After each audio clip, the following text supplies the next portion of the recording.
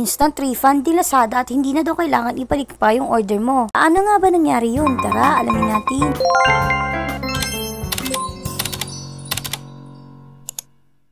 So, umorder ako dito sa Lazada Choice. Itong soap dispenser, dalawa yan. At dalawa din itong baby wipes. Pero, ang dumating lang sa akin, itong sharpener, isang soap dispenser at dalawang baby wipes. Which is medyo nag-init yung ulo ko kasi nga wala naman akong in-order na sharpener. So ang nangyari is pinalit nila yung sharpener sa isang soap dispenser na wala. Okay lang sana to kung sana siname color na lang nila. O kaya in-inform nila ako para alam ko. So ayun nga, dali-dali ko pinindot yung cancel refund. Tapos clinic ko itong kulay pink na return refund. Kasi nga yun yung kulang. Tapos ayan nga, nag-wait lang ako saglit. At pipili kayo dito sa dalawang choices. Una is I have a problem with the item I received. So dito papasok dito yung mga may damage, defective, wrong item, missing accessories or freebies, or counterfeit item, or change of mind. So itong naman nasa ilalim na I did not receive the item or I received expired items. Ito yung mga naka-status na na-delivered pero hindi nyo naman na-receive yung item. Pero kasi yung clinic ko dito yung I have a problem with the item kasi nga wrong item yung na-receive ko. Tapos yan, pagka-click ko is ganito naman yung lumabas. Huwag natin piliin yung return reason. So marami rin kayo pagpipilian dyan. Pero sa akin yung clinic ko dyan is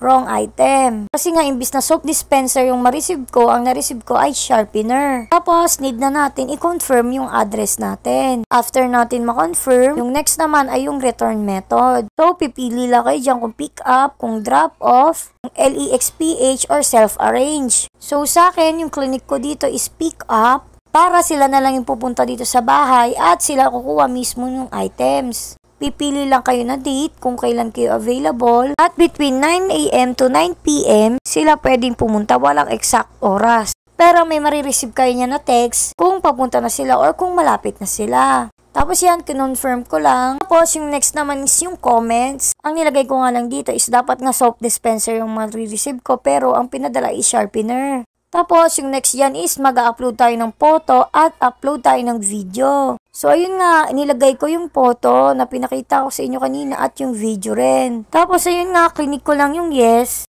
at successfully submitted na siya. So, dito nagtaka ko kasi processing na agad yung refund. Kasi nga, dapat pipick upin pa nila ito, tas ipepending review pa.